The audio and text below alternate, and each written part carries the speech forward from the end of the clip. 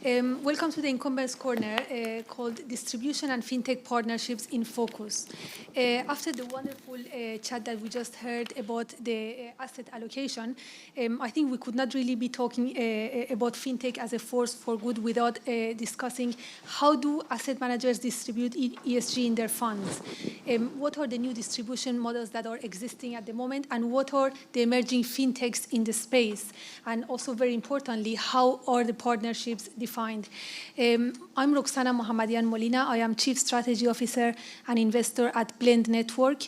Blend Network is a FinTech company that operates a peer-to-peer real estate lending platform that provides debt funding to SME property developers and small construction companies across the UK that are building low-cost, affordable, sustainable, and ESG-compliant residential housing schemes. So, growing much faster than predicted, ESG investing has emerged as a leading driver of change in the asset management industry. Of course, the extraordinary demand from institutional and from retail investors has supported this rapid growth for responsible, sustainable, and impact investment funds. This number is quite interesting. The global assets in dedicated ESG mutual funds and ETFs surpassed 1.3 billion in June last year, and that is twice the amount only 5 years ago. Unfortunately, I don't have the most up-to-date number for this year, but additionally to that, we know that there's the large sums that are managed through private vehicles and also through separate accounts adopting ESG in the investment process or through shareholder agreements.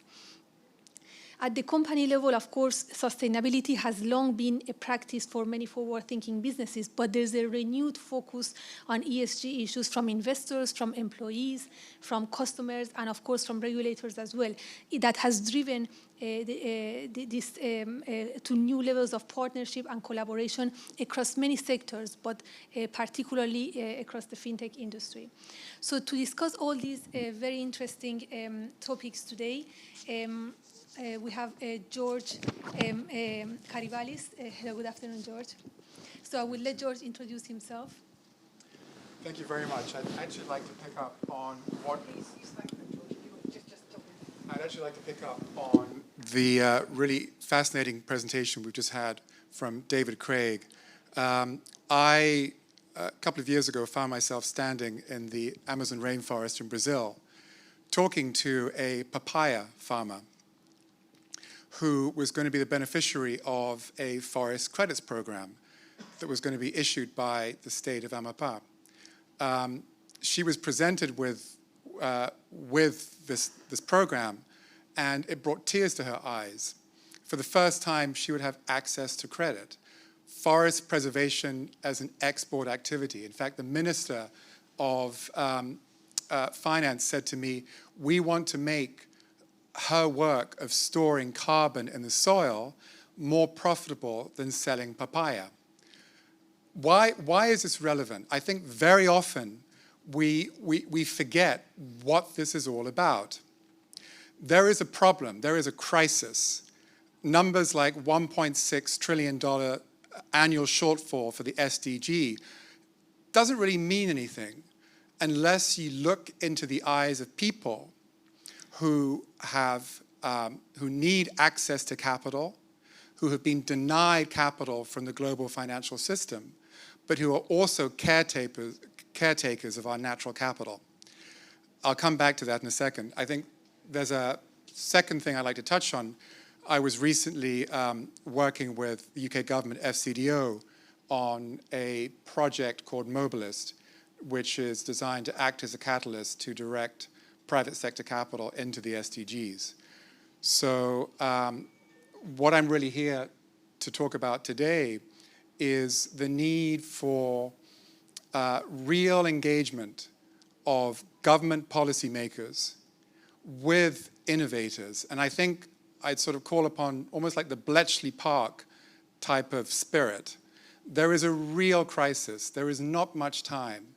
And it starts from the perspective of human dignity and nature, and working backwards from that point. So when we talk about ESGs, when we talk about databases, when we talk about reporting, we actually need to just cast all of that aside And we need to actually have a change of mindset in the asset management industry where they say, let's actually begin with the people on the ground. Let's actually begin with the kelp forest off the coast of southern Africa, or the great tropical rainforests, or the people who are denied access to capital.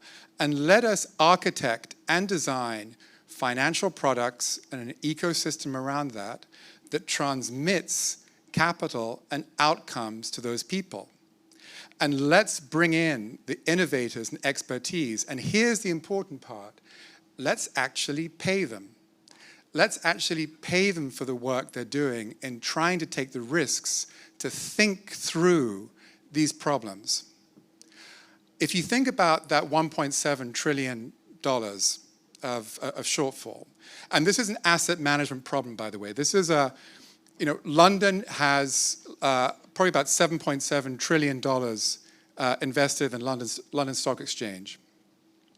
If you look at this as an asset management problem, the 1% management fee on that $1.7 trillion, there is actually plenty of funding or plenty of capital available if there is enough willingness from the asset management industry to bring in different stakeholders, and I include government and policymakers, to incentivize, finance, and fund innovators to design solutions around this problem. That's basically the key point that I want to make. Those are really interesting points, and I wanted to touch upon, what David Craig was discussing about the problem of asset allocation. And so, from your experience, for the asset managers or for the institutional investors, what is undermined when it comes to ESG, and how do they distribute their, ESG funding? What is it that they are looking for in their distribution, and what distribution models are they looking at? So let's just clearly define the problem. Asset allocation is not happening in this space. It's very, very clear there is a shortfall. Development aid can't make the difference. UK aid is about $14 billion a year. I think globally it's about $140 billion. Private sector has to come in. So why are asset allocators not going in? I think one of the clear reasons is that they don't actually fully believe that impact is actually happening.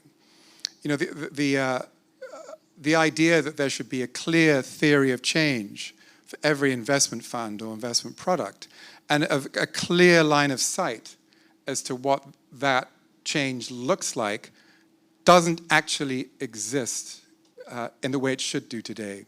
So I think in answer to your question, the reason why asset allocation decisions aren't being made that are addressing this gap is around the lack of visibility, precisely around ESGs. Mm-hmm.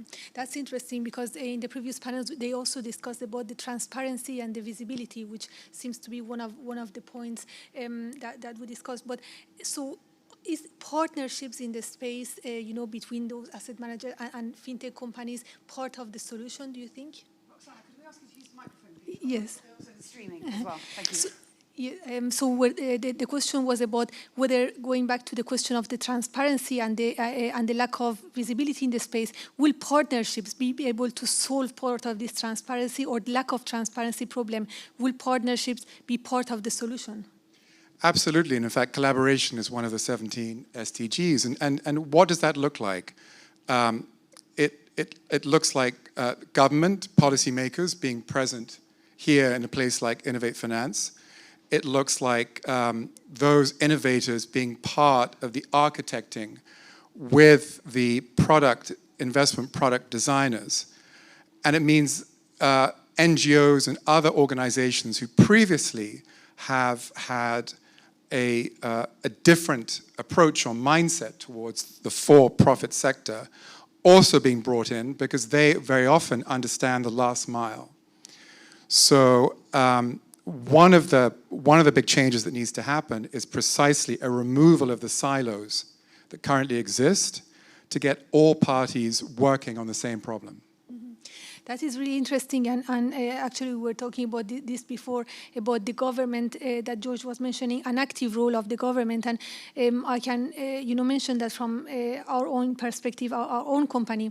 So our company is a peer-to-peer real estate lending platform, and we saw last year that was a great opportunity to see how, in this case, a fintech company can be part of that solution working with the government, because most of the banks, they stopped lending in the real estate market because they focused on deploying C-bills and the other, government packages that were available. So effectively, many SME property developers, small construction companies, they were left with no funding, without being able to access funding. And in many cases, there were alternative lenders like our company and many other companies that they stepped up and they were able to deploy the funding to those property developers and working in partnership with the government to be able to deploy those funding. So I really agree with you, George, about the active role that the government must play in these topics.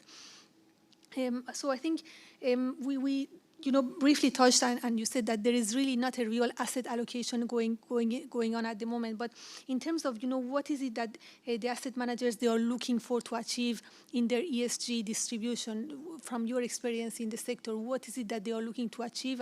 And within the limited distribution that already exists, what do those models look like?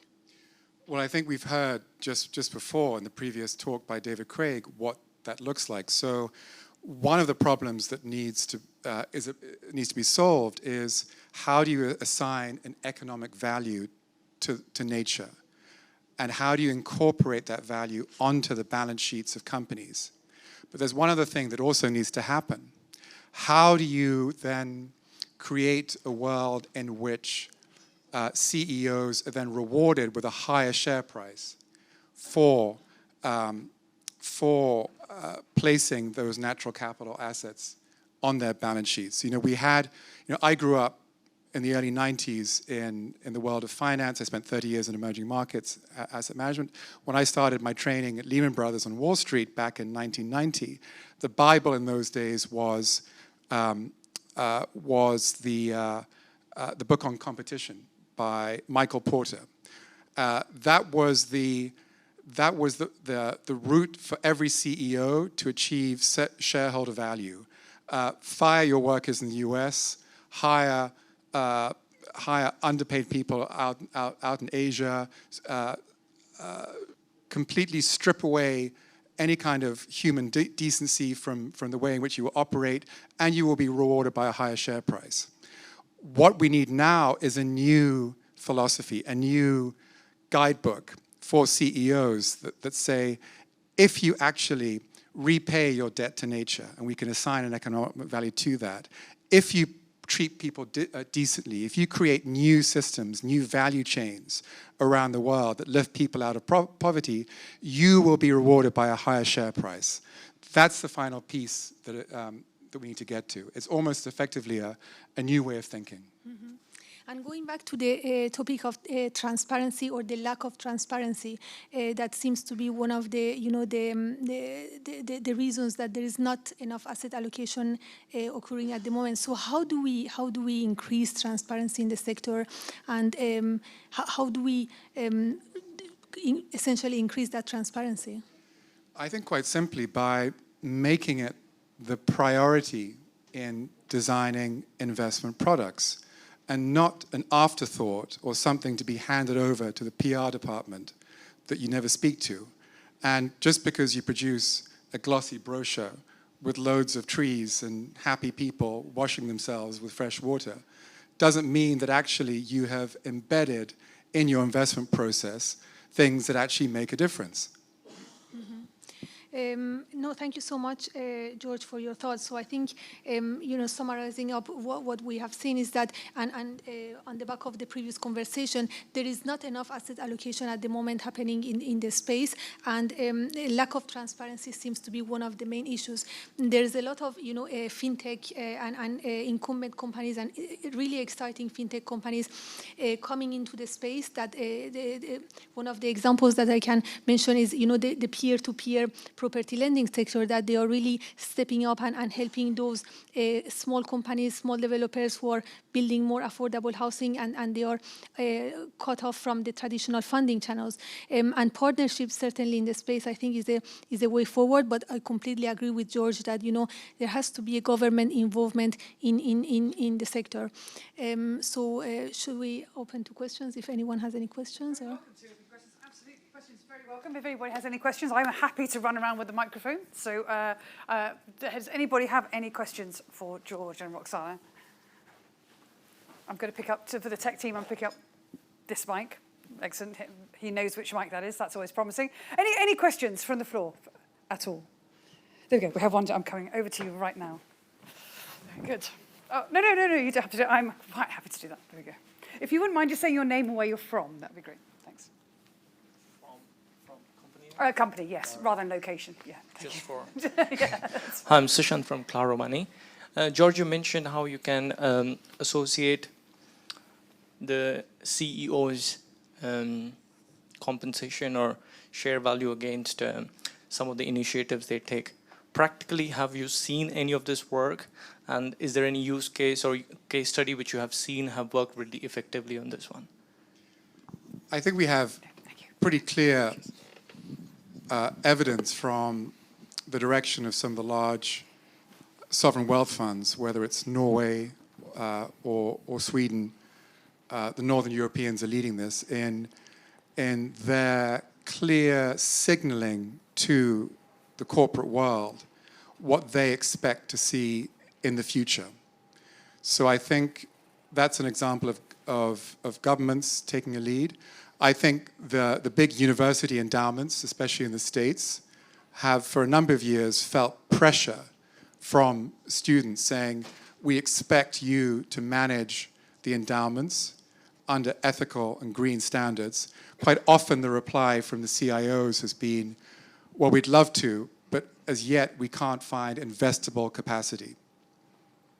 So I think, and as we now have a shift in generation who are now growing up, my children are just 10 and 11, but we have a new generation growing up, they will place a very different set of expectations on the CIOs and asset allocators around the world. Wonderful. Thank you very much for the question. We have a question here as well. I just wonder if I can ask a question while I'm travelling, because I can do that. That sort of, to my mind, sort of brings in a question, I don't know whether you can pick up the mic, we've got it, about when we also think about academia. So when you were talking there, we're thinking about the pension funds and their money, but then also we think about businesses and whether or not the business schools, the Harvards of this world, the MBA programs also play a role in shifting the mindset and also leadership models as well. And then we'll come to you for your question. Sure. Hi, thank you. Louisa Harris. I was just thinking... Which company are you from? Oh, from Brown Pie, and I specialise in brand transformation, purpose-driven transformation, and I'm the new head of ESG.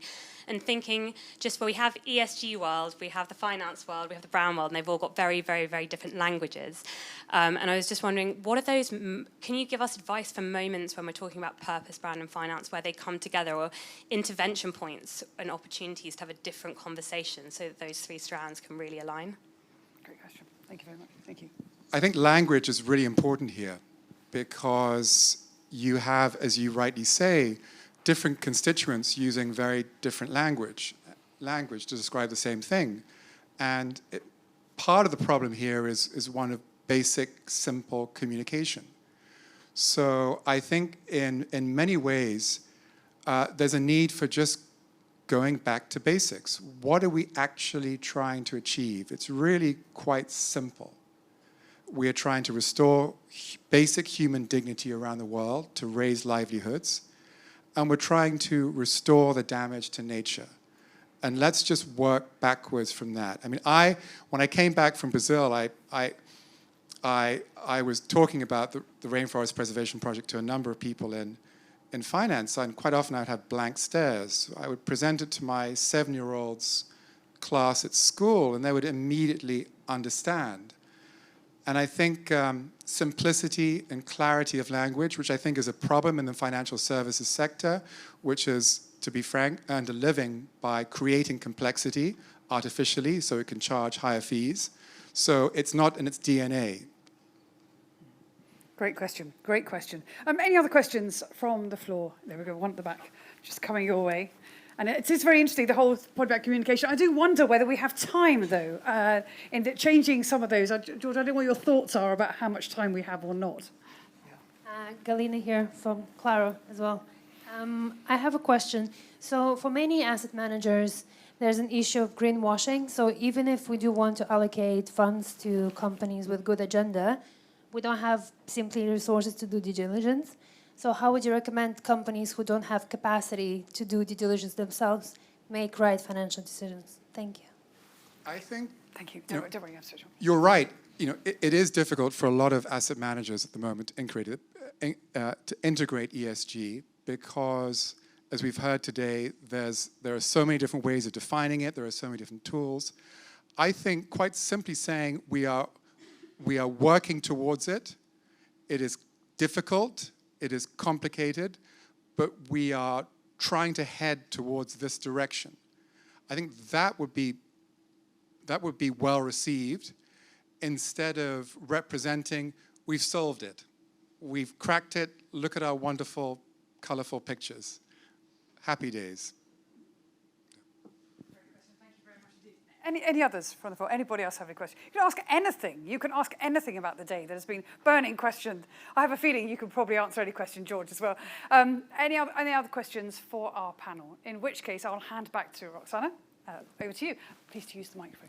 Thank you. Thank you very much for your insights, George, and thank you very much for the questions. Yes, I hope that you enjoyed the session. It was planned to be a panel session at the beginning, so apologies for the change of format, but I hope that you have your questions answered. Thank you.